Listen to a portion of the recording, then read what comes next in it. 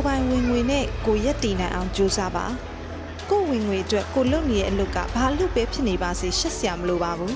ရိုးသားတဲ့အလုပ်နဲ့ဘယ်သူမှမထိခိုက်ဖို့ပဲလိုတာပါကိုဝင်ငွေအတွက်ကိုလုပ်နေတဲ့အလုပ်ကညစ်ပတ်ပေတူးနေပါစေညှဉ်းညူနေစရာမလိုပါဘူးဖြူစင်တဲ့အလုပ်နဲ့သူတစ်ပါးကိုမထိခိုက်ဖို့ပဲလိုတာပါ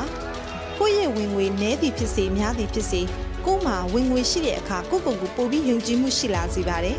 ပိုစူးစမ်းခြင်းစိတ်လည်းတန်မာလာစေပါတယ်အတွေးအမြင်အတွေ့အကြုံလည်းပိုရပါတယ်အခက်ခဲကိုလည်းပိုရင်ဆိုင်လာရလို့ပိုပြီးရင့်ကျက်လာစေပါတယ်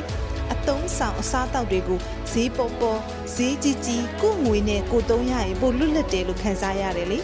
ကိုလည်းပိုပြီးစိတ်ကျေနပ်မှုရစေပါတယ်ကိုနိုင်တဲ့လောက်နဲ့လှူဒန်းရတဲ့အခါကိုရဲ့ချွေးနှင်းစာနဲ့ရှာထားတဲ့ငွေလေးတွေကိုလှူဒန်းရတာဖြစ်တဲ့အတွက်ပိုပြီးကျေနပ်ပီတိဖြစ်ရပါတယ်ဒီငွေလေးတွေနဲ့မိဘကိုထောက်ပံ့ပေးနိုင်တဲ့အခါတစ်ခု